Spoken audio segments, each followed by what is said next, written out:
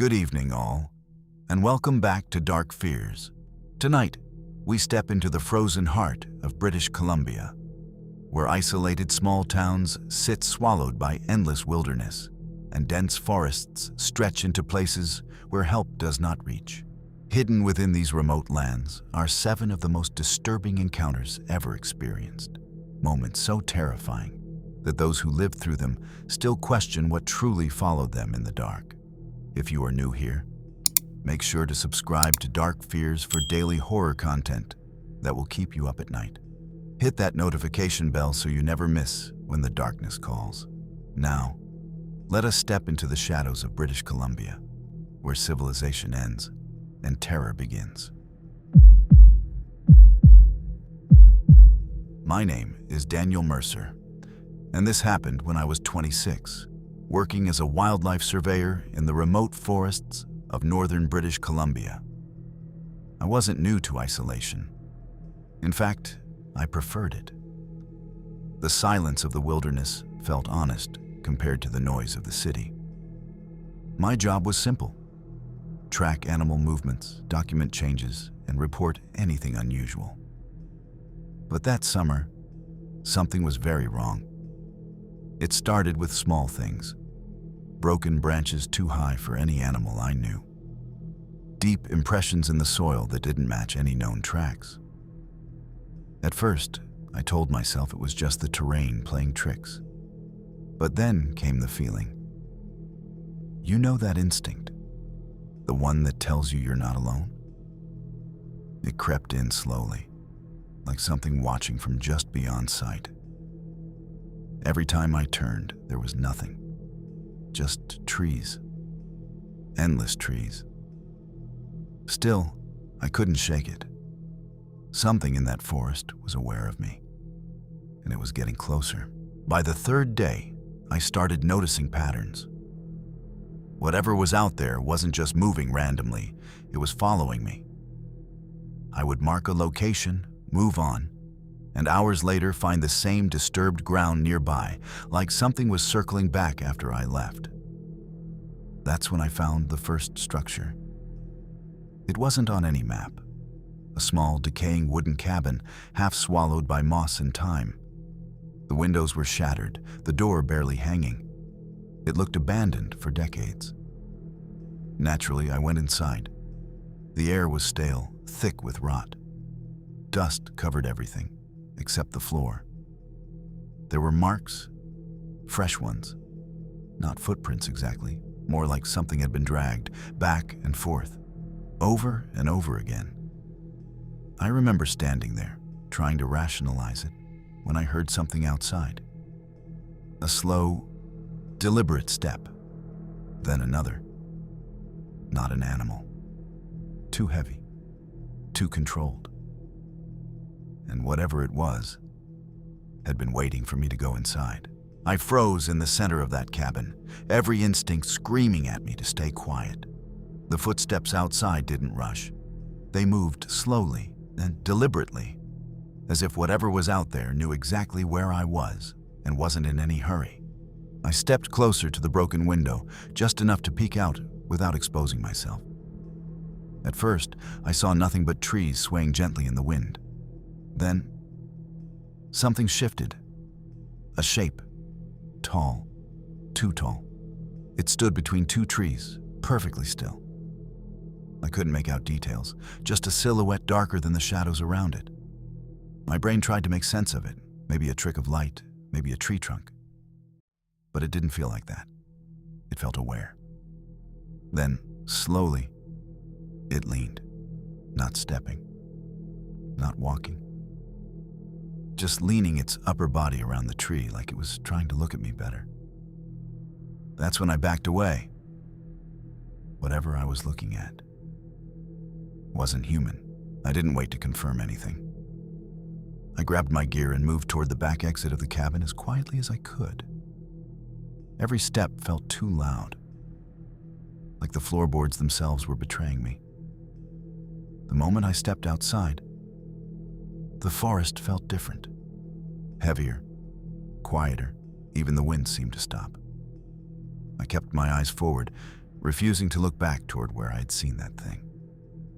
There was a strong, overwhelming urge to run, but I forced myself to walk steadily. Running would mean panic, and panic meant mistakes. After about 20 minutes, I risked a glance behind me. Nothing, just trees again. But that feeling hadn't left. If anything, it had grown stronger. Then I noticed something that made my stomach drop. Ahead of me, in the soft dirt of the trail, were fresh marks. Not animal tracks, not human footprints. Long, deep impressions. And they were facing the direction I was walking. Like something had circled around me and was now waiting ahead. I stopped walking immediately. Every survival instinct I had told me the same thing. Don't follow those tracks. Whatever made them wasn't just wandering. It had planned this. It had moved ahead of me, silently, circling through the forest faster than I could track. I slowly stepped off the trail, trying to create distance between myself and whatever path it had predicted. My breathing became shallow, controlled. Every sound mattered now. Every snap of a twig felt like a signal. That's when I heard it again. This time, not behind me, to my left. A low, almost rhythmic sound, like something shifting its weight between steps. Too heavy to be human, too controlled to be an animal. I turned my head slightly, just enough to scan the trees without fully exposing myself. And for a split second, I saw movement. Fast, gone instantly. But it confirmed everything I feared. It wasn't just watching me anymore. It was actively hunting me. I picked up my pace, no longer caring about staying quiet. At that point, stealth felt useless. Whatever was out there didn't need sound to find me. It already knew where I was. The forest began to feel tighter, the trees closing in like walls. My sense of direction started slipping, something that had never happened to me before. I checked my compass. It was spinning, not wildly, but enough to be wrong. That shouldn't have been possible. I tried to stay calm, telling myself it was a malfunction, but deep down I knew something wasn't right. This wasn't just a physical chase anymore. Then I heard it clearly. A step behind me, heavy, close. I turned around fast, heart pounding in my chest. Nothing. But the silence that followed was worse than any sound. And then, from somewhere deep in the forest ahead, I heard my own voice, calling my name. Softly. Daniel. I didn't move. Hearing my own voice echo through the forest like that, it broke something in me. It wasn't distorted or distant. It sounded exactly like me. Same tone, same rhythm, like someone had recorded me and was playing it back from somewhere ahead. Daniel? It came again, a little clearer this time. Every instinct told me not to respond, not to follow it. Whatever this thing was, it wanted me to react. It wanted me to come closer. I slowly backed away, keeping my eyes fixed on the trees ahead. My hands were shaking now, and I could feel my control slipping. Then I heard something behind me. A breath. Close enough that I felt it brush against the back of my neck. I spun around instantly, heart slamming in my chest. Nothing. But the trees behind me, they were moving, not with the wind. Something was slipping between them, circling again, closing in. At that point, I ran. I didn't care about direction anymore. I just needed distance.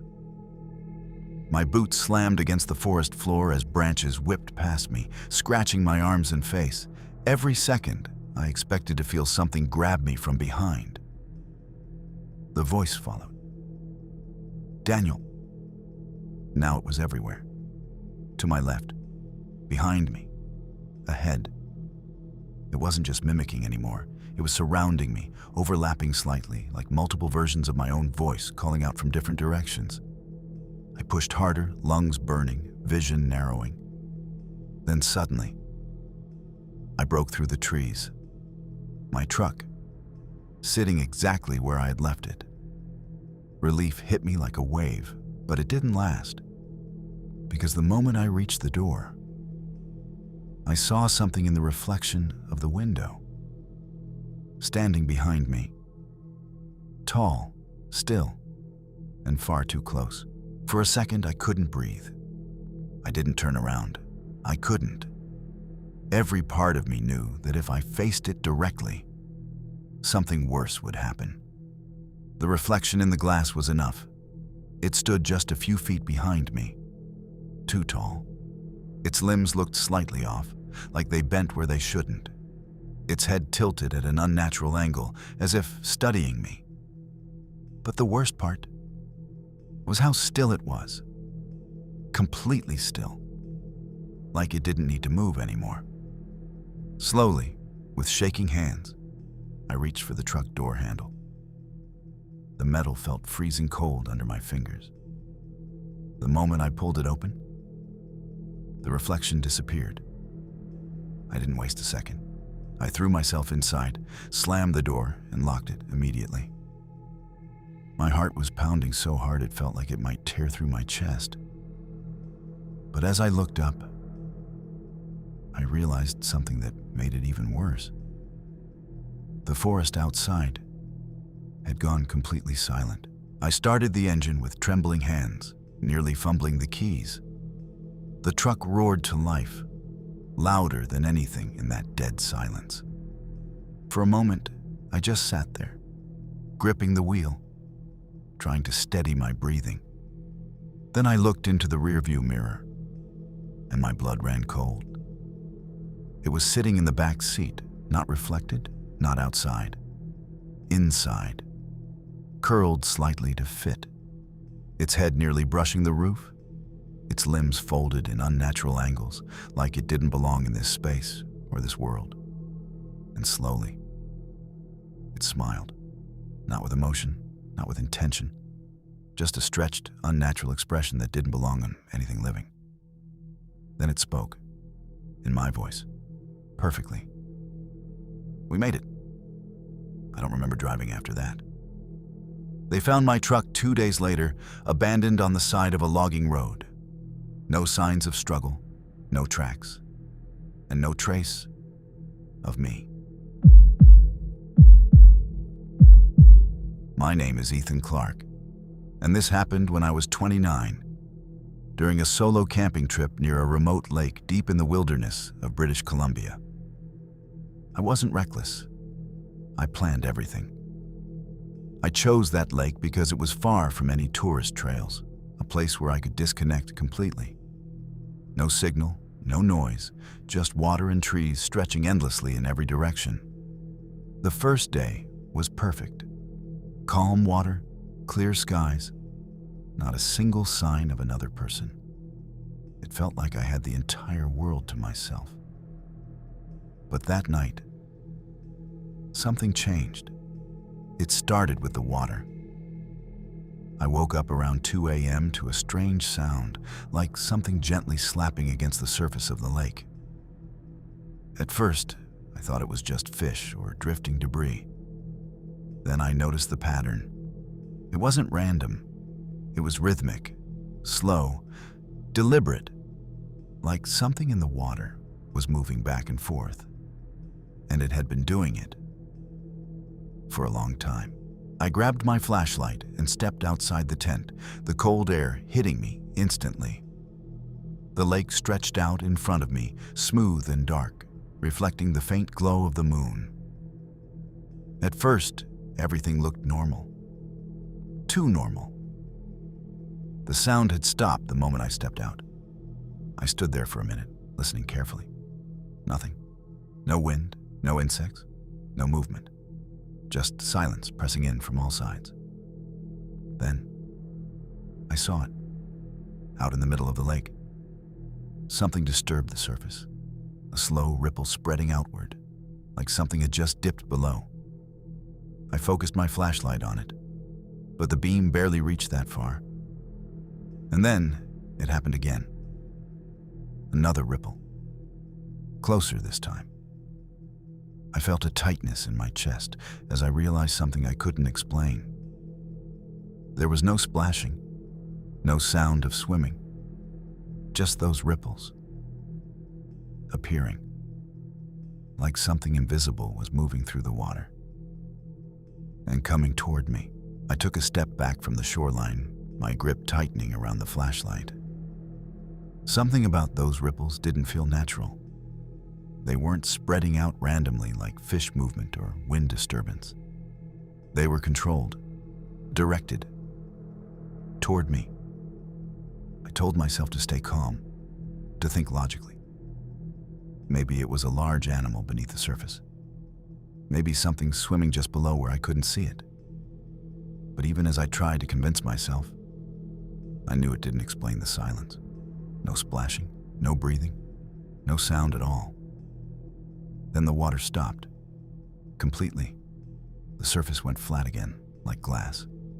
The ripples disappeared as if they had never existed. I waited, barely breathing, staring into the darkness.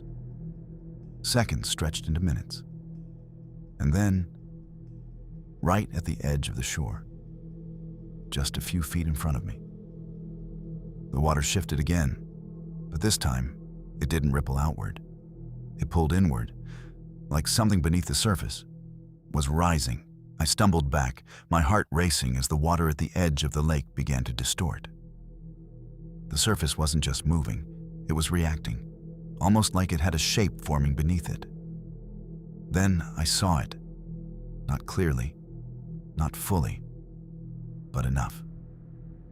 A pale outline just beneath the surface, shifting slowly, stretching in a way that didn't match any animal I knew. It was too long, too smooth, and it didn't break the surface like something physical should.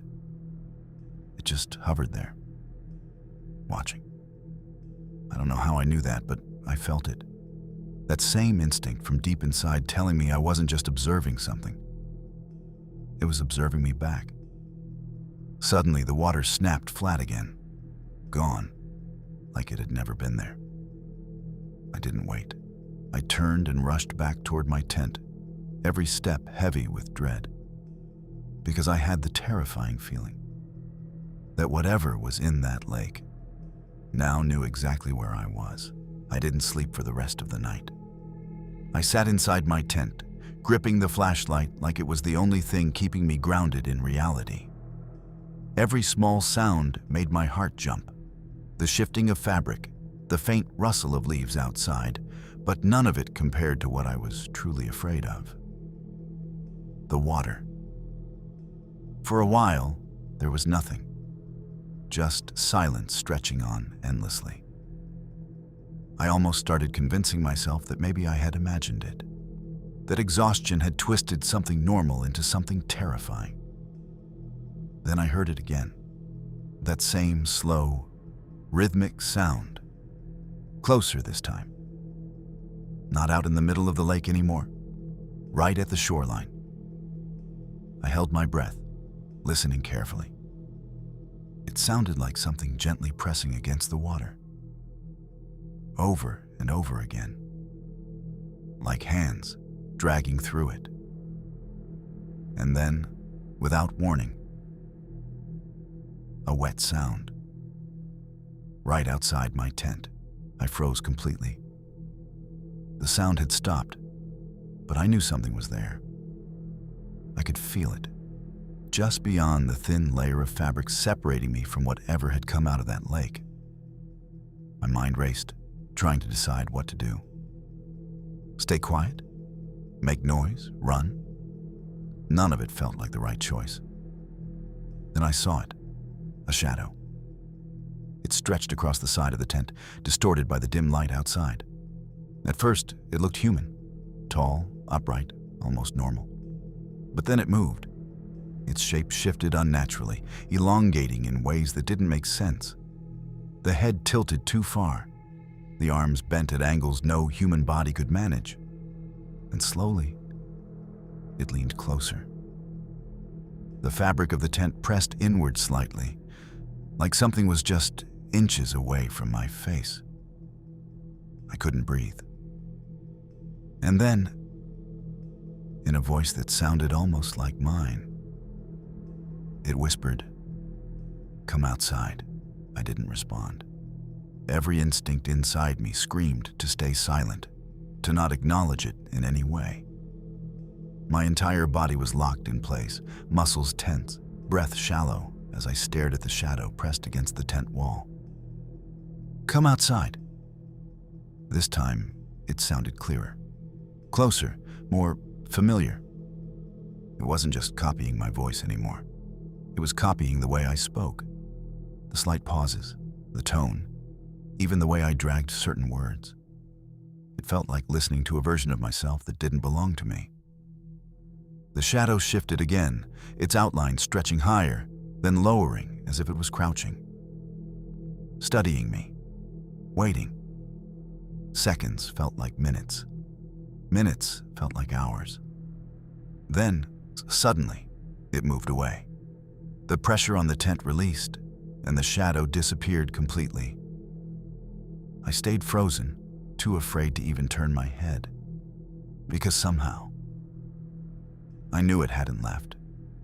It was just repositioning. I don't know how long I stayed like that. Frozen in the darkness, listening to every tiny sound around me. My ears strained to pick up anything, footsteps, breathing, movement. But there was nothing. That silence was worse than anything I had heard before. Slowly, against every instinct, I reached for the zipper of the tent. My hand trembled as I hesitated, questioning my own sanity. But I needed to know. I needed to see if it was still there. I pulled the zipper down just a few inches.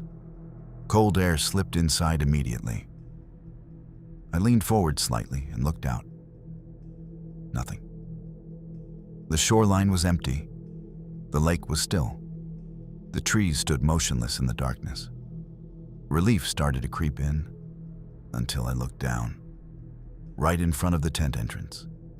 Wet footprints, long, distorted, leading away from the lake, and stopping right where I was kneeling. My heart pounded so hard I could feel it in my throat. Those footprints, they didn't just stop at the tent.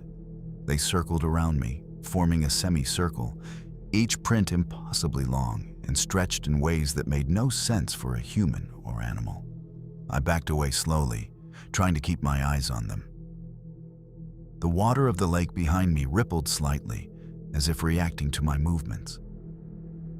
I didn't want to look, but I couldn't help it. And then I saw it. Rising from the water near the shore, just a pale, elongated silhouette. Its body was unnaturally smooth, gliding across the surface like it didn't even obey gravity. Its head tilted toward me, almost like it was studying me. I wanted to scream, but my voice wouldn't come. I wanted to run, but my legs felt frozen. It was all I could do to breathe as I realized, whatever this thing was, it had been planning for this moment. And now, it was about to step onto land. I bolted. No careful steps, no planning. I grabbed my backpack and sprinted toward my truck, which I had parked a few hundred meters from the lake. The ground was slick with wet leaves and mud, and I nearly fell multiple times, but I didn't care. I could hear something moving behind me. Silent, gliding, faster than any human could run. When I reached the truck, I slammed the door, started the engine, and floored it down the rough dirt road. I didn't look back, not until I reached the nearest small town hours later. Even then, I couldn't shake the feeling. When I later returned with a team to investigate, the lake looked normal. No footprints, no ripples, no trace of what I had seen. But sometimes, at night, when the wind is just right, I swear I hear water slapping softly, like it's calling my name. I never go back, and I never will. My name is Rachel Turner, and this happened when I was 24, on a weekend getaway with friends in the dense forests of British Columbia. We had rented a small, isolated cabin that promised seclusion and serenity, exactly what we were looking for. The first day was beautiful. Sunlight filtered through towering pines, and the air smelled like damp earth and cedar. The cabin was charming, tucked away from any road or path, the perfect escape from our busy city lives. But as the sun began to set, a thick fog rolled in from the mountains. It crept across the forest floor like liquid, swallowing the trees, the cabin, and eventually the trail we had walked in on. At first, it felt cozy. Eerie, yes, but also magical. Then I noticed the sounds. Not the wind, not animals. Something else. Low, deliberate footsteps circling the cabin. We were 3 adults inside, and none of us had ventured outside. And yet, we could hear someone, or something, moving out there. I tried to convince myself it was just our imagination. The fog played tricks, and sound travels oddly in dense woods. My friends laughed nervously, but I could see their unease mirrored in my own reflection in the window. We locked all the doors and closed the windows. Yet the footsteps continued. Slow, measured, circling the cabin as if someone knew exactly where we were. Then came the tapping. Light at first, like a branch hitting the side of the cabin. Then heavier, more deliberate, on the wooden walls, the porch, even the roof. We gathered in the main room, hearts pounding, trying to make sense of it. "Maybe it's an animal," one of my friends whispered. But I knew it wasn't. The rhythm was too controlled, too intelligent. And then we heard it. A voice, soft, raspy, almost too quiet to be heard over our pounding hearts. "Hello? Is anyone there?" We froze. The fog outside shifted. And for a fleeting second, I thought I saw a face. We stayed frozen, unsure whether to respond or hide. The voice repeated itself, slower this time, deliberate. "Hello? Anyone out there?" It wasn't playful, not a prank. There was an edge to it. Cold, patient, knowing. One of my friends whispered that we should call the police, but our phones had no signal. The nearest town was miles away, and the fog seemed to swallow any path out. I gathered my courage and peeked through the window. Nothing at first. Just white haze stretching endlessly, swallowing the forest and part of the cabin. Then I saw it. A shadow, humanoid but distorted, shifting unnaturally as it moved behind the trees.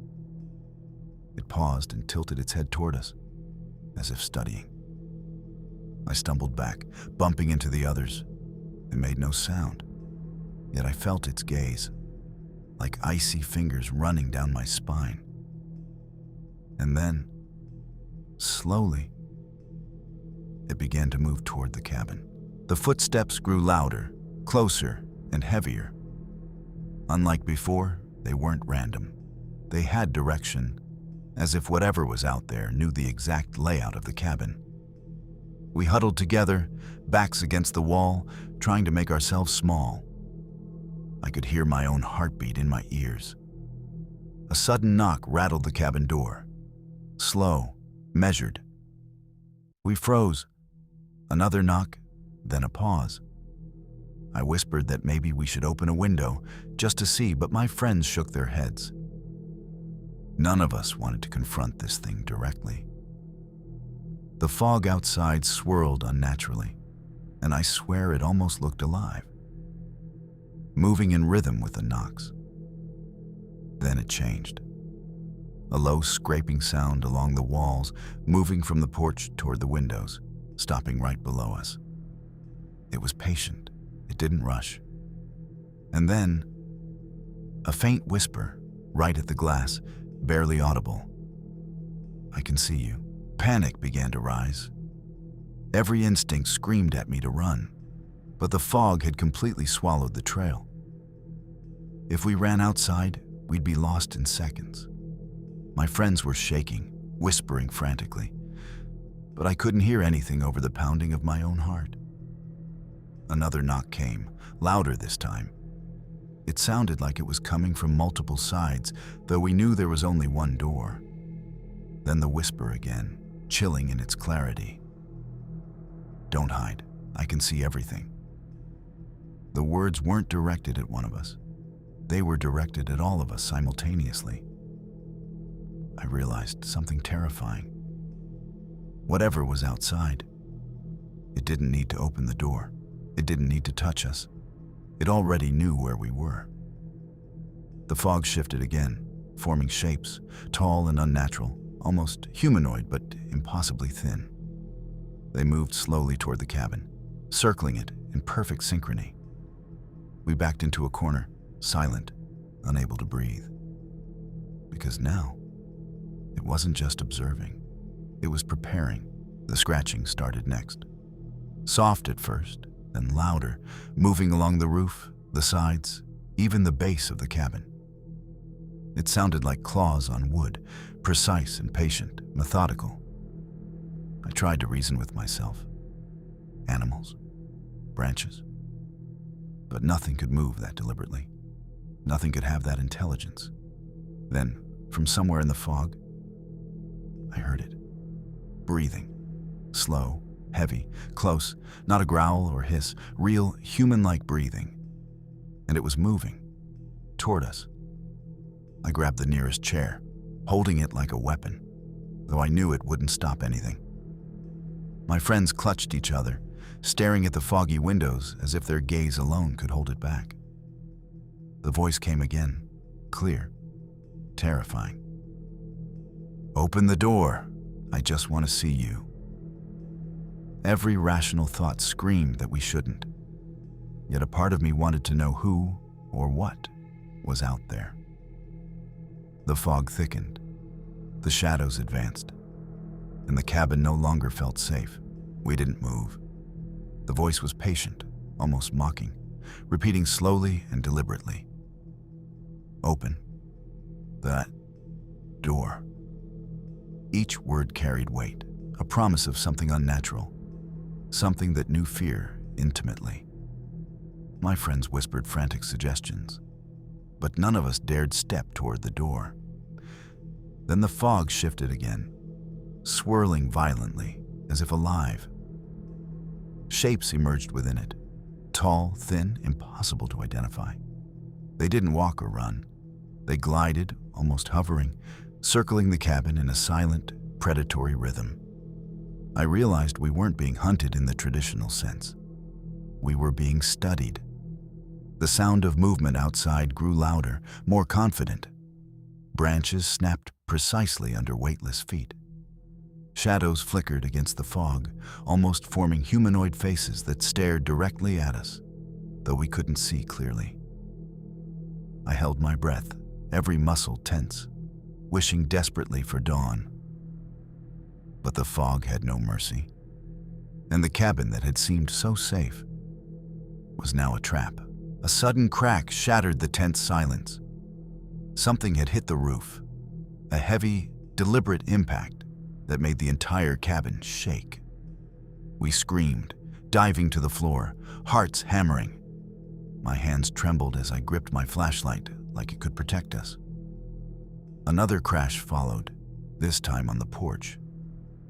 A shadow flickered across the window pane. Something large, something impossibly tall, pressed against the glass. Then came the voice again, closer this time, almost inside the cabin. "Why are you hiding?"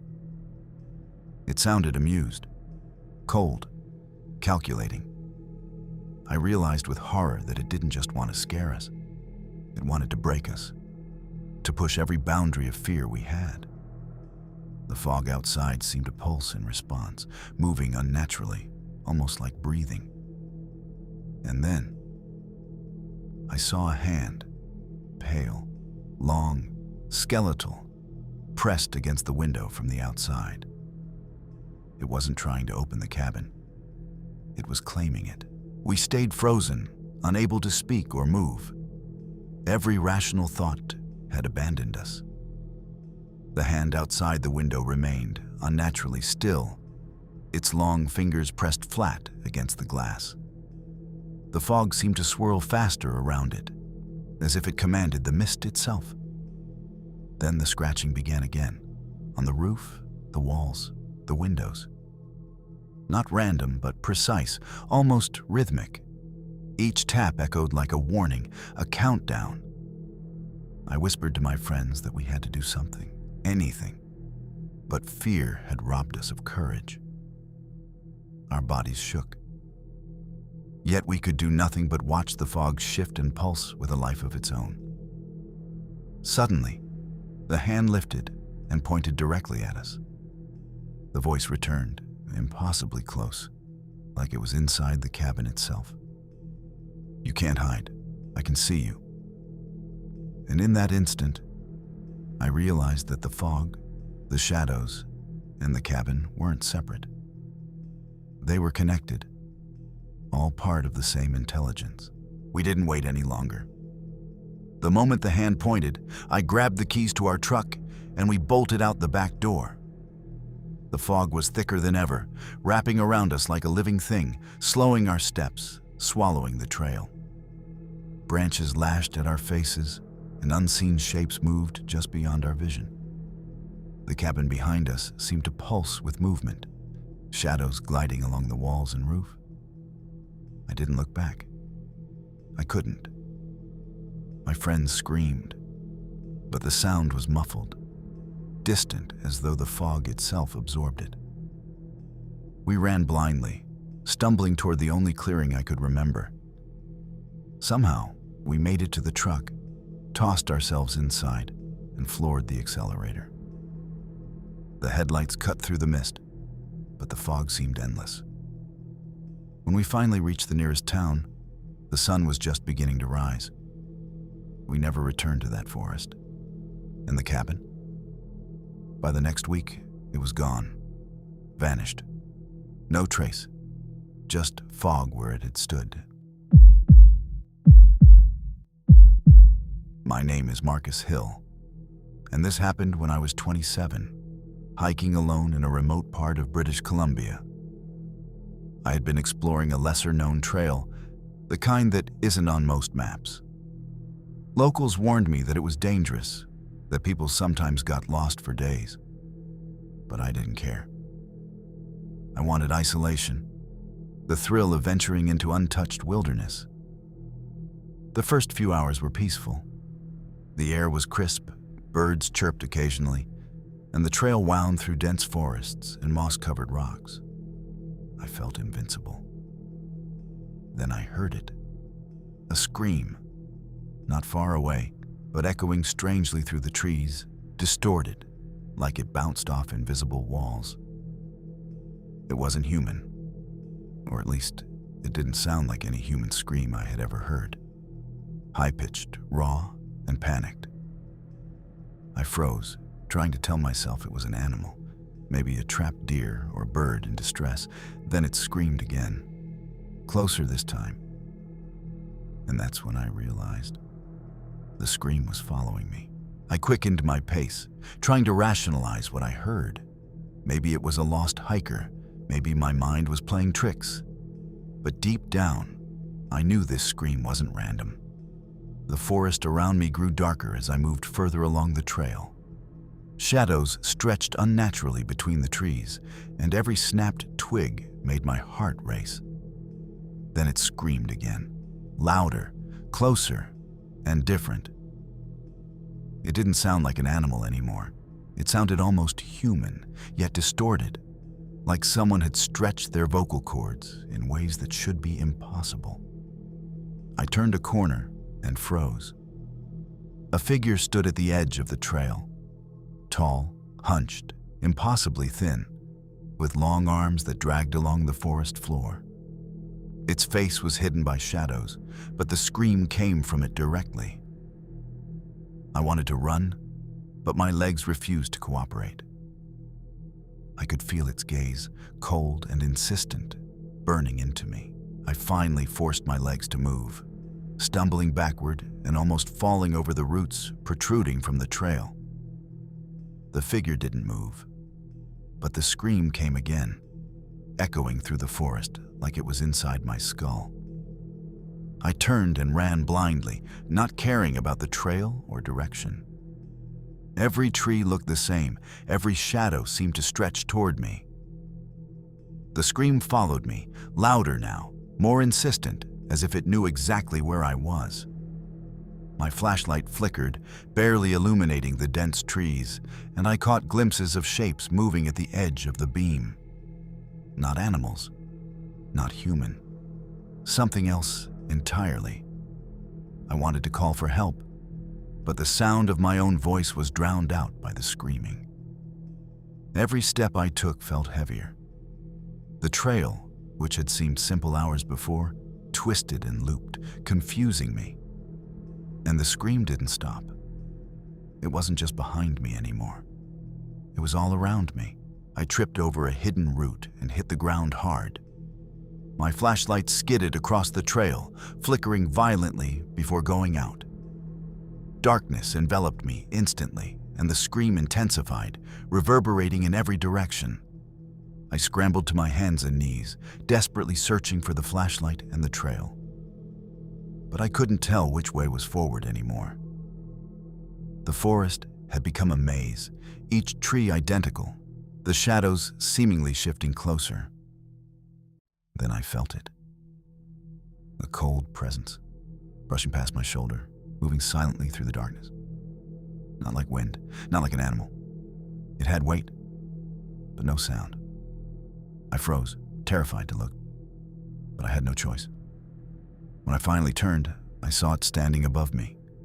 Its limbs were impossibly long, its face hidden in shadow. But its eyes, or what I thought were eyes, gleamed faintly, reflecting the faint moonlight. And then it screamed again, directly into my ears, rattling my bones, promising something I didn't want to know. I scrambled backward, my hands digging into the mossy ground, trying to put distance between myself and that towering figure. The scream had stopped, but the silence was worse. Every instinct told me I wasn't alone, that it was still there, circling, watching, waiting for me to make a mistake. I managed to grab my flashlight and flick it on. The beam cut through the darkness, revealing glimpses of the twisted trail, but no sign of the creature. It had vanished, yet I could feel its presence pressing in from all sides. Panic surged through me. My mind raced with every story I had ever heard about the wilderness, about hikers disappearing, about unsolved tragedies. I tried to retrace my steps, to find a familiar marker, but the trail had changed. The trees no longer aligned with the path I remembered. Then, from the distance, I heard it again. Not a scream this time, a whisper, slow, deliberate, calling my name. I ran toward the voice, desperate and irrational, ignoring every warning instinct. The forest seemed to close in on me, branches clawing at my arms and face. Every step was met with another distorted whisper, repeating my name, taunting me, guiding me deeper into the darkness. The moonlight was weak, barely penetrating the thick canopy above. Shadows moved at the edges of my vision, never fully visible, yet unmistakably following me. Suddenly, I tripped over a log and fell hard, scraping my hands and knees. I glanced up and froze. The creature was standing at the edge of a small clearing. Its body was impossibly thin, limbs bending at unnatural angles. Its face remained shrouded in shadow. But I could feel its gaze, cold and intelligent, boring into me. It stepped closer. The whisper became a soft laugh, low and chilling. I realized then that whatever was hunting me It didn't want to kill me yet.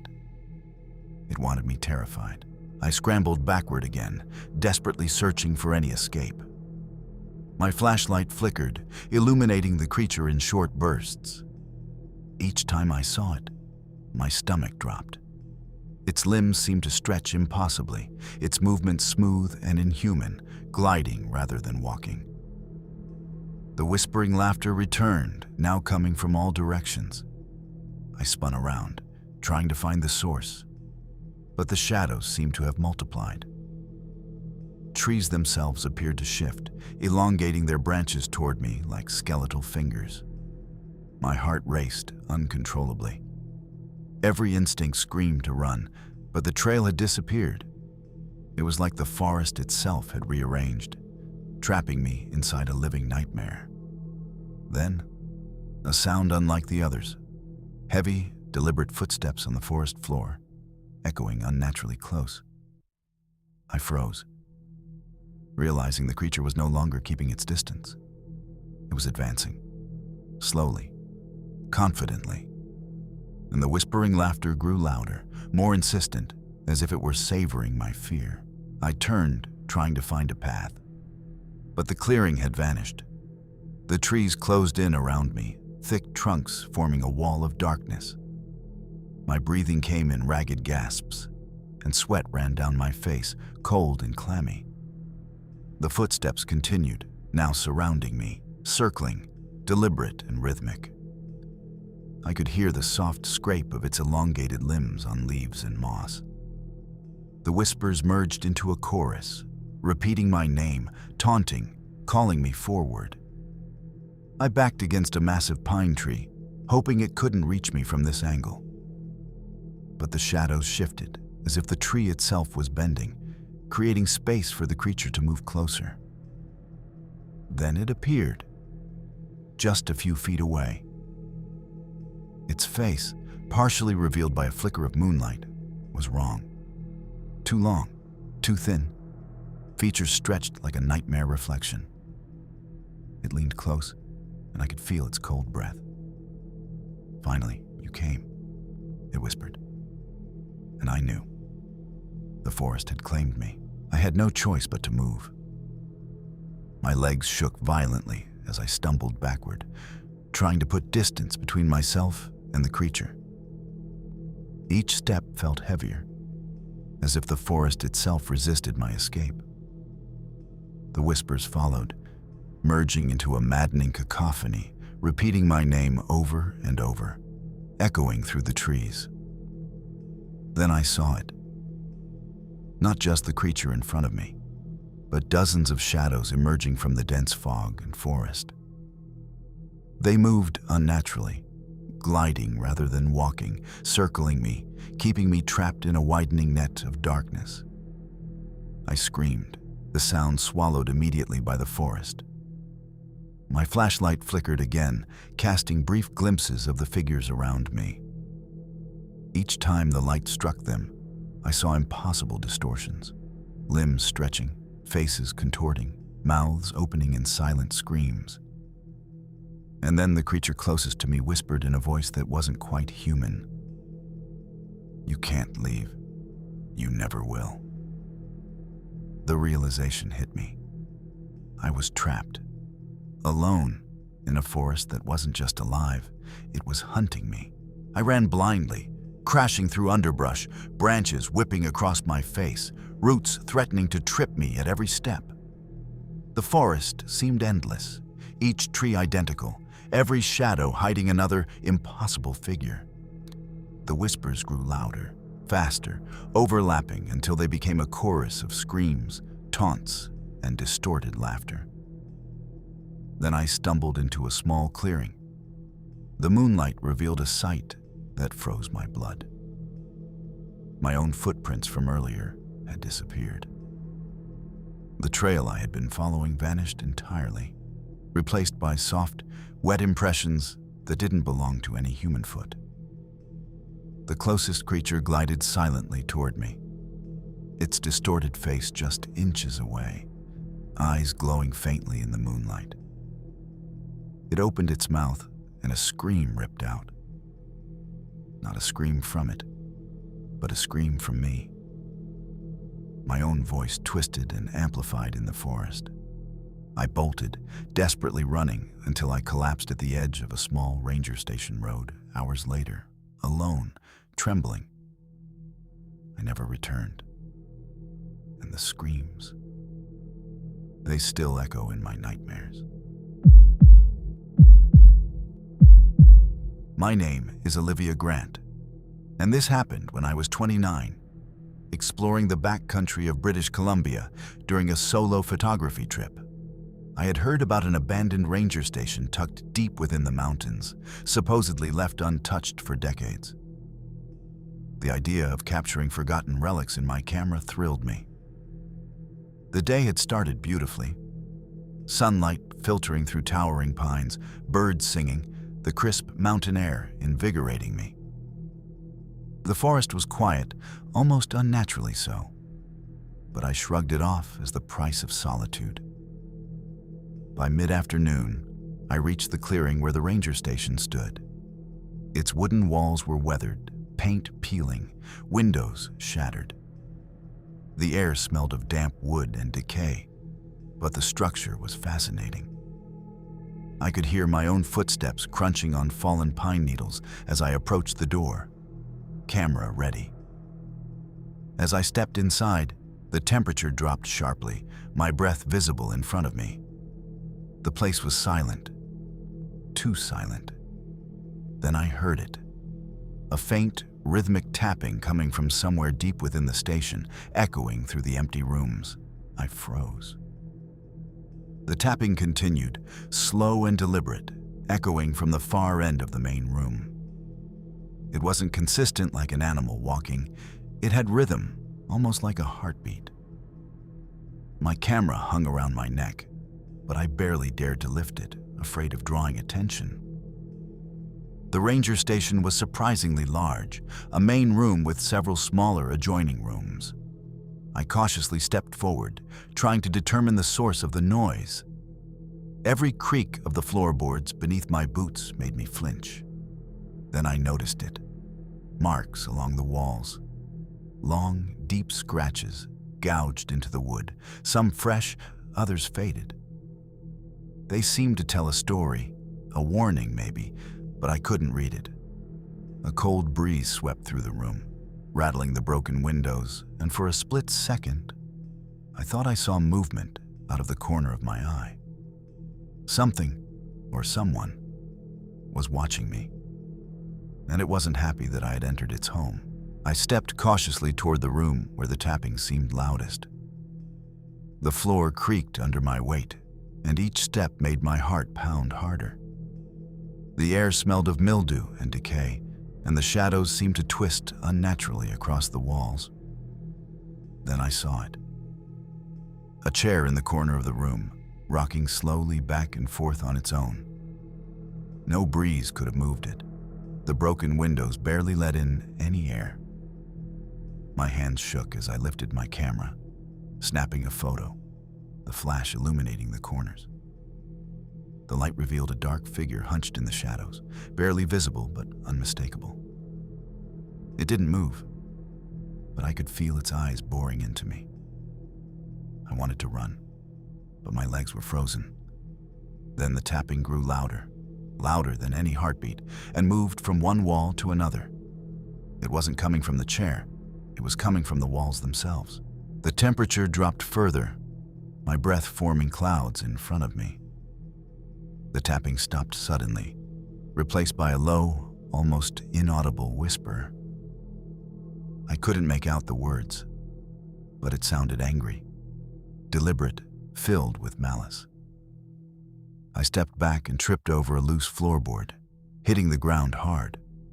My flashlight rolled away, flickering weakly, casting fleeting shadows that danced along the decaying walls. Suddenly, the figure shifted. Not fully visible, but enough that I could tell it wasn't human. Its limbs bent in unnatural ways, its head tilting in impossible angles, following my every movement. I scrambled to my feet, backing toward the door, my camera forgotten. The whispering grew into a chorus, low and guttural, surrounding me from all directions. Then I realized I wasn't alone in the building. Something, or multiple somethings, were moving in the walls, scraping, tapping, circling, waiting. And I was trapped in the center of it all. I grabbed the nearest table for support, my hands trembling violently. The whispers had become louder, more insistent, almost forming words I couldn't fully understand.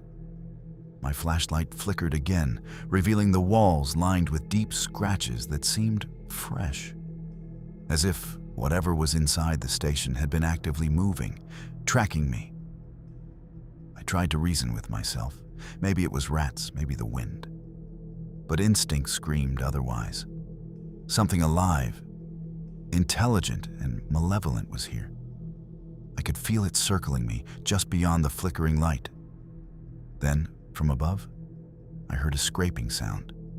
Slowly, deliberate, moving along the ceiling beams. My blood ran cold. It wasn't just watching me, it was observing, planning. I backed into a corner, realizing that any escape route was blocked by shadows that seemed to stretch from the walls themselves. The air felt heavy, oppressive, like it was pressing down on my chest, restricting my movement. And then I saw it. Another figure, smaller, crouched low in the corner opposite me, its eyes glinting in the dim light. I knew then. This place was alive with them. Panic surged through me. My breaths came in short, ragged gasps. I realized I couldn't stay in one place any longer. I had to move, but every instinct screamed that the shadows were ready to strike. I made a dash toward the main door, but the floor seemed to shift beneath my feet. Every step I took echoed too loudly, announcing my presence. The whispers turned into guttural laughter, bouncing off the walls, the ceiling, the floors. Suddenly, the ceiling beam above me shifted, and a long, thin shadow descended like a rope, wrapping around my leg. I screamed, kicking it off, but the sensation was real, like something had grabbed me, testing my strength. I finally reached the door, yanking it open, and burst into the bright daylight. The forest outside felt alien, almost threatening, but at least it was solid ground. When I turned back, the ranger station was still, silent, empty. But I could still feel them watching me from within. I didn't stop running until I reached the edge of the clearing. My legs were burning, my lungs on fire. But I didn't dare look back. The forest seemed alive, trees swaying unnaturally as if reacting to my presence. The station loomed behind me, partially hidden in shadow. Yet I could feel it, the malevolent awareness that had been inside, watching. Then I noticed movement in the tree line. Figures, tall, thin, impossibly still, emerging from the shadows, gliding silently toward me. They didn't run. They didn't chase. They simply advanced, deliberate and patient. My heart raced as I tried to navigate through the uneven terrain, roots and rocks threatening to trip me at every step. Every time I glanced at the station, the shadows seemed to stretch, reaching toward me with impossible limbs. I realized then that I hadn't escaped yet. I was still trapped in the forest's grip, and the station's horrors weren't confined to its walls. They had followed me outside. I stumbled into a narrow path leading downhill, hoping it would take me to a road or river, anywhere away from the station. But the forest seemed endless, twisting unnaturally, the trees forming corridors I hadn't seen before. The whispers returned, echoing through the pines, louder and more insistent. They sounded almost like voices from inside my own mind, repeating my name and mocking my fear. I froze when I saw one of the figures emerge directly in front of me. Its face remained hidden in shadow, but the shape of its body was grotesquely thin, limbs bending in impossible angles. It tilted its head, watching me, studying me, its presence pressing down like a weight I couldn't lift. The sunlight was fading rapidly, shadows lengthening and growing thicker. And I realized the forest itself was a part of them. Every tree and rock a potential hiding place for those creatures. I had nowhere left to run. Desperation overtook me. I darted sideways, zigzagging through the dense trees, trying to lose the figures that had surrounded me. Each step felt heavier, like the forest itself was gripping my legs, slowing me down. The whispers were now a continuous roar in my head, overlapping with a cold laughter that made my teeth chatter. Suddenly, I tripped over a root and fell face first into the ground. The flashlight slipped from my grasp and rolled away, plunging the area into near complete darkness.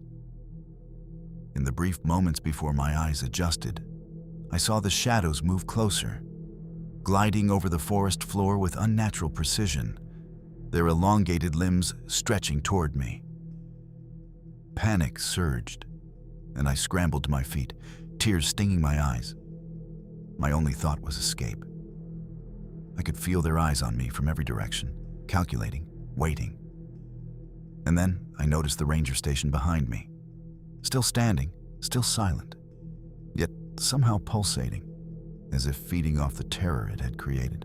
Summoning the last of my strength, I sprinted blindly toward a faint glimmer of sunlight through the trees, hoping it led to safety. My lungs burned, my legs ached, but I didn't dare stop. Behind me, I could hear movement.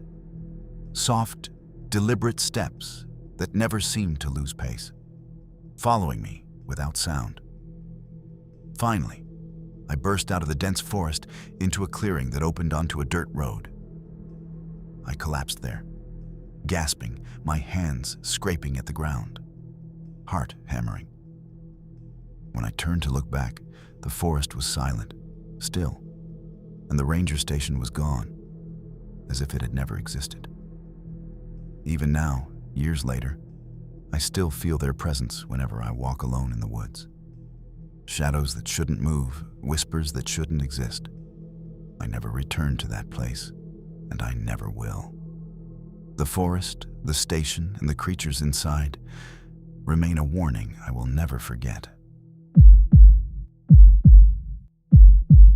My name is Daniel Moore, and this happened when I was 25, camping near a remote lake in British Columbia. I had heard stories about the lake, how hikers sometimes disappeared without a trace. But I didn't believe them. Solitude, untouched wilderness, and clear water for fishing were all I wanted. The first day was perfect. The lake mirrored the surrounding mountains, and the air smelled of pine and damp earth. I set up camp near the shore, pitched my tent, and lit a small fire. The water was calm, glistening in the fading sunlight, and the serenity made me feel invincible. That night, I woke to a strange noise. A low hum, almost like the water itself was vibrating. I stepped out of my tent and looked at the lake. Its surface had changed. The reflection of the stars was gone, replaced by shadows moving beneath the water, forming shapes that should not exist. I blinked, thinking it was a trick of the firelight. Then I heard a voice, a whisper coming from the water itself. "Daniel, come closer." I froze, unsure if I had actually heard it. The whisper repeated, louder this time, but still soft, melodic, almost coaxing. My hands shook as I clutched my flashlight, pointing it toward the water. But all I saw were the normal ripples of the lake until a shadow moved just beneath the surface. I leaned closer, heart racing, and the reflection in the water changed. My own face stared back at me, but twisted, pale, eyes sunken, and lips drawn into a silent scream. A sudden chill ran down my spine. The fire flickered, and the night grew colder with each passing second. Then the water rippled violently, as if something massive was moving just below. I stumbled back, tripping over a rock, and the whisper came again, insistent. "Daniel, you belong here now." Panic surged through me. I grabbed my fishing gear and flashlight, ready to flee, but the lake seemed to stretch endlessly, the forest closing in around me. I realized then that leaving wouldn't be simple. I scrambled backward, heart hammering, trying to put distance between myself and the lake. But something was wrong. The shoreline didn't look familiar anymore. The rocks I had stepped on hours before were gone, replaced by soft, wet sand that seemed to swallow my feet. The whispering returned, now joined by faint ripples spreading across the water, moving toward me without any wind. Shadows beneath the surface shifted and elongated, forming shapes that seemed almost human, but impossibly distorted. I turned to run, but the forest behind me had changed as well. Trees that had been tall and straight now twisted like grotesque sculptures, their roots curling around each other as if alive. The path I had come from disappeared completely. Panic gripped me. The whispering grew louder, repeating my name in a tone that was both inviting and menacing. And then I realized the lake wasn't just a body of water. It was alive, and it wanted me. I tried to run along the shore, hoping to find a familiar tree or boulder. But the landscape seemed endless. The water lapped unnaturally at my feet, forming small waves that seemed to reach out toward me. Every step I took was slower, heavier, as if the ground itself was resisting me. Then I saw movement. Something breaking the surface of the lake. Thin, elongated limbs, clawing upward, glistening wet under the moonlight. A figure emerged, impossibly tall, its body rippling like water, face featureless, yet somehow aware of me. The whispering intensified, now coming from the figure itself, echoing through the night air, calling my name. I stumbled backward, nearly falling into the water. The reflection in the lake shifted again, showing multiple twisted versions of myself, all screaming silently. I realized then that this wasn't just a lake. It was a trap, and it had claimed everyone who had ever wandered too close. I stumbled backward, my hands digging into the muddy shore as the lake seemed to ripple with life. The figure rose higher, impossibly tall, its body flowing like liquid darkness. The whispers intensified, overlapping into a chorus of distorted voices, all calling my name at once. I tried to run, but the sand beneath me shifted, gripping my feet. Each step felt like wading through quicksand, slow and punishing. The forest around the lake had changed completely. The trees now bent toward the water, their branches reaching like hands, shading me from the faint moonlight. Desperation surged through me. I realized I couldn't stay in one spot or the lake would claim me.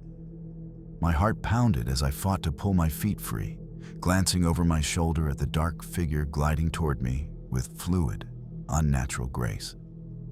Then the whispers turned into a low, guttural laugh, coming from the figure and the water itself simultaneously.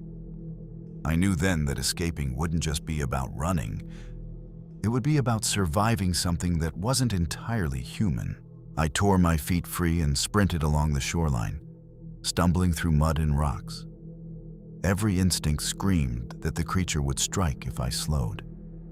But my lungs burned and my legs ached. The whispers now sounded inside my head, each syllable a sharp stab of fear and confusion. A sudden splash behind me made my blood run cold. The lake's surface erupted in several places at once, dark shapes leaping and gliding toward me with impossible speed. Their elongated limbs whipped through the air, droplets of water spraying around me like a warning. I dove behind a large boulder, gasping for air, flashlight trembling in my hands. The whispers quieted slightly, but the sensation of being watched never left.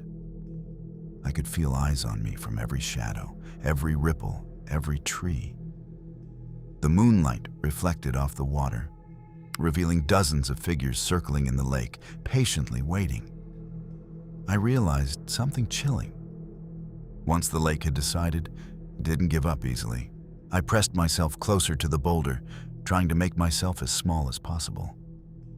The water was alive with movement, shapes undulating beneath the surface, gliding with unnatural speed. The whispers had become a constant drone in my mind, repeating, mocking, dragging my thoughts into panic. I knew I had to act. Slowly, I edged along the shoreline, keeping the boulder between myself and the lake. Each step was calculated, but the ground was slick and unsteady. Every ripple in the water reflected impossible shadows, figures stretching impossibly, heads twisting to follow my movement. Suddenly, a hand-like shadow broke the surface near me, water spraying as it lunged. I jumped back, tripping over roots and mud, falling hard. My flashlight skidded across the ground, illuminating the lake for a brief second, showing dozens of dark forms rising, gliding toward me. I realized the lake wasn't just a body of water. It was a portal, a trap, and it was hungry. I scrambled to my feet, breathing ragged, heart pounding like a drum. The shoreline seemed endless, each step taking me deeper into a forest that had twisted in impossible ways. Shadows stretched unnaturally from every tree, merging with the shapes in the water, creating a sea of darkness that closed in around me.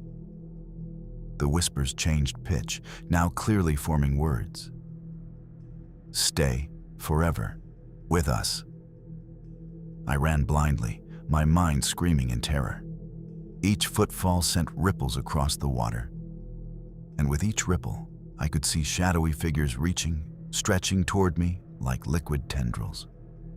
Then, a loud splash behind me made me glance back. An enormous figure had risen halfway out of the water, towering, its limbs bending unnaturally, its head tilting in ways no human head should. Its eyes, black voids, locked on mine, calculating, patient. I realized the lake would not let me leave without taking something of me first. And it was only a matter of time before it decided what. I ran faster than I ever had in my life, my legs burning and lungs heaving, but the lake seemed endless. Every step I took, the water followed, rippling unnaturally, shapes rising to intercept me.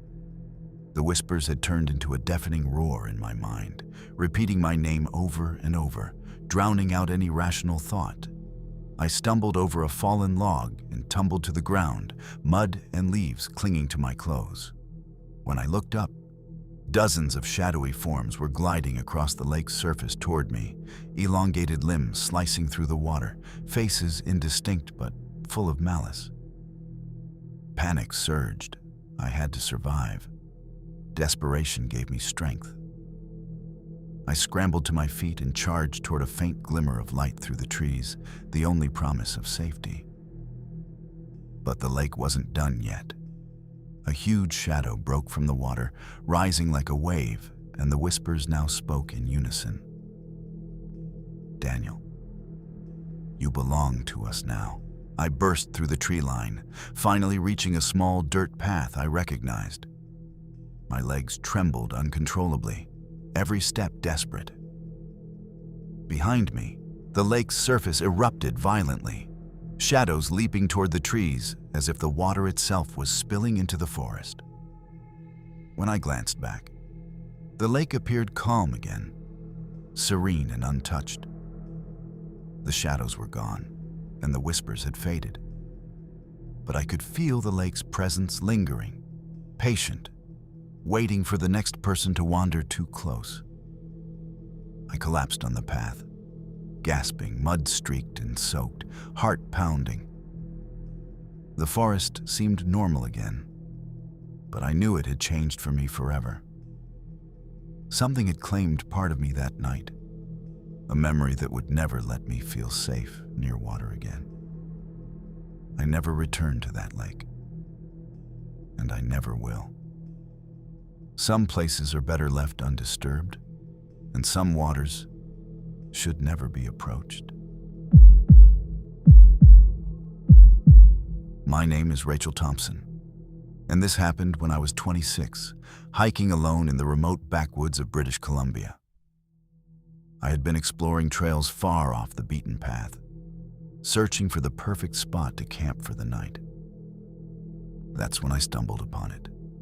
A small, weathered cabin hidden between towering pines, half covered in moss and looking like it hadn't been touched in decades. The sight of the cabin thrilled me at first. I love abandoned structures and the secrets they hold. I approached cautiously, my backpack bouncing against my shoulders, my camera in hand. The door was slightly ajar, creaking softly in the wind. The air smelled of damp wood and rot, but the cabin seemed oddly inviting, as though someone, or something, was expecting me. I stepped inside. The interior was dark and cramped, filled with broken furniture and dust-covered relics of another time. But what caught my attention was the faint sound, an echo of laughter, soft and distant, reverberating from deep within the cabin. It wasn't human. I froze. The laughter stopped abruptly, replaced by silence so heavy it pressed against my chest. I lifted my camera, trying to capture the cabin's eerie interior. But the shadows seemed to shift unnaturally with every movement. Broken chairs leaned at impossible angles, and cobwebs hung thick, shimmering in the faint light. As I stepped further inside, the floor creaked under my weight, each groan echoing unnervingly, like the cabin itself was alive and aware of my presence. Then I heard it again, a whisper, soft, melodic, coming from the far corner. "Rachel?" I spun around, heart hammering, but the corner was empty.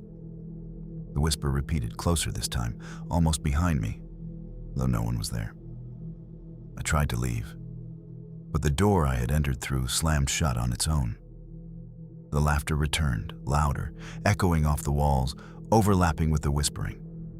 And I realized with a sinking feeling that I was not alone. Something inside the cabin was watching me. I backed away from the far corner, my breath shallow, my hands shaking. The whispers were now all around me, echoing off the wooden walls in tones I couldn't decipher, some pleading, some mocking. Every step I took made the floorboards groan, yet the sounds seemed amplified, like the cabin was amplifying my fear. I noticed something strange, a series of scratches along the wall, forming patterns that almost resembled letters, though I couldn't read them. Each mark seemed fresh, as if whoever or whatever was inside had been waiting for me. My camera clicked, but the flash illuminated nothing except the dust floating in the dim air. Then I saw it. A shadow moving across the ceiling, thin, stretching unnaturally, gliding without any discernible source. I stumbled backward, colliding with a table, which tipped over with a loud crash. The whispers grew louder, turning into a chorus that seemed to mimic my own terrified breathing. The cabin wasn't abandoned. It had been waiting. I scrambled to the door, but it didn't budge. It was as if an invisible force held it firmly shut. Panic surged through me, and I spun around, trying to find another exit. That's when I noticed the mirror on the far wall. My reflection stared back, but it wasn't my own. Its eyes were hollow, its mouth stretched into a silent scream, and its movements lagged slightly behind mine. The laughter returned, this time from multiple directions, overlapping and echoing until it filled the cabin completely. I could feel its presence closing in, circling me. Each shadow seemed alive, stretching toward me, bending in ways no human body could. A cold breeze swept through the cabin, extinguishing the faint light. The whispers were now directly in my ear, urgent and insistent. "Stay. with us forever. I realized then that leaving this cabin wouldn't be as simple as walking out the door. Something had marked me, and it wasn't done yet. I backed away from the mirror, my hands shaking uncontrollably. The whispers had grown frantic, overlapping with the distorted laughter that echoed from every corner of the cabin. My camera lay forgotten on the floor, but I could feel the presence of eyes following me with every movement. Suddenly, a chair scraped across the wooden floor on its own, moving toward me as if propelled by invisible hands. My heart leapt into my throat. I tried to shout, but no sound came out. The shadows along the walls twisted, elongating, forming humanoid shapes that bent in impossible angles. Each one seemed to leer at me, waiting for the moment I would stumble. I spun around, searching for an escape, and noticed a small trapdoor in the corner, partially hidden under a tattered rug. My pulse raced. Could it be a way out? Or was it just another trap? Desperation won over fear. I lunged toward it, hands fumbling with the latch as the whispers crescendoed into a deafening roar. Something cold brushed my shoulder. I yanked the trapdoor open and dropped into the dark, musty basement below, landing hard on the dirt floor. The air was thick and damp, carrying a scent of decay. The whispers followed me, now echoing through the confined space, surrounding me from all sides. I scrambled to my feet, heart hammering, and saw the basement walls covered with strange symbols etched deep into the wood and stone, glowing faintly in the darkness. The laughter and whispers became synchronized, almost chanting my name. I realized the cabin wasn't just haunted, it was alive, feeding on fear, amplifying it, making it impossible to distinguish reality from hallucination. From the shadows, thin humanoid forms began to emerge, their movements fluid and unnatural. They circled me slowly, whispering, laughing, and staring with eyes that glinted like black glass. I was trapped. The cabin had claimed me, and it wasn't about to let me leave without paying a price. I pressed myself against the cold basement wall, trying to stay out of sight as the shadows crept closer. Their movements were deliberate, almost intelligent, each step echoing on the dirt floor. The whispers had evolved into distinct words, voices overlapping, chanting my name in unison. I noticed a narrow crawl space in the corner, just big enough to slip through. My hands trembled as I crawled toward it, the shadow's elongated limbs reaching out like tendrils to stop me. Each breath I took was loud, echoing unnaturally, and I feared it would give away my position. One of the forms leaned toward the crawl space, its head twisting in a way that defied human anatomy. Its voice hissed, "You cannot leave." Desperation fueled me. I slid into the narrow space, dirt scraping my arms, my heart pounding in my ears. The shadows reached for me, but the crawl space was just small enough to hide my body. I could hear the cabin shifting above me, alive, trying to pull me back. I squeezed through the crawl space, the narrow walls scraping against me as I moved deeper into darkness. The whispers and laughter grew fainter, but a palpable tension remained, pressing against my skin like icy hands. Every inch I advanced felt like hours, the air growing heavier with the cabin's presence. Finally, I emerged into a small tunnel leading away from the cabin, lined with roots and rocks. The shadows above shifted, watching me but couldn't follow. The whispers still lingered, low and distant, echoing inside my mind, a reminder that the cabin's reach extended far beyond its walls. I stumbled along the path, desperate to reach the open forest. My hands were bleeding from the rocks and roots. But I didn't dare stop. The sense of being pursued never left me. When I finally glimpsed the forest edge, the cabin loomed behind me, windows dark and silent. Yet I knew it had already marked me. I had escaped physically, but it had left its shadow on my mind forever. I stumbled out of the tunnel and into the forest, collapsing onto the damp ground as cold air filled my lungs. For a moment, everything was silent. No whispers, no laughter, just the natural sounds of the wilderness returning like nothing had happened. I pushed myself up, glancing back toward where the cabin should have been. It was gone. No clearing, no structure, just dense trees standing where it had once existed. My mind struggled to process it, to make sense of how something so real could vanish so completely. Then I heard it again. Soft, faint, echoing from somewhere deep within the forest. Laughter. My heart dropped as I realized something terrifying. It wasn't coming from behind me anymore. It was coming from ahead. The same voice whispered again, clearer than ever, almost amused. "You didn't leave." And in that moment, I understood. The cabin wasn't a place. It was something that followed. I ran again, deeper into the forest, my mind unraveling with every step. The laughter followed, echoing faintly, never too close, never too far. Just enough to remind me it was still there. Watching. Waiting. Hours later, I found a road and flagged down a passing vehicle. I must have looked insane, mud-covered, bleeding, shaking uncontrollably. But I didn't care. I just needed to get away. But even now, I know I didn't escape. Sometimes, late at night, I hear it again. That same laughter, faint and distant, echoing through the walls of my apartment. Mirrors feel wrong now. Shadows linger longer than they should. And occasionally, I hear my name whispered softly when no one is around. I never found that cabin again. But I don't think that matters, because whatever lived inside it, it found me, and it never really let me go.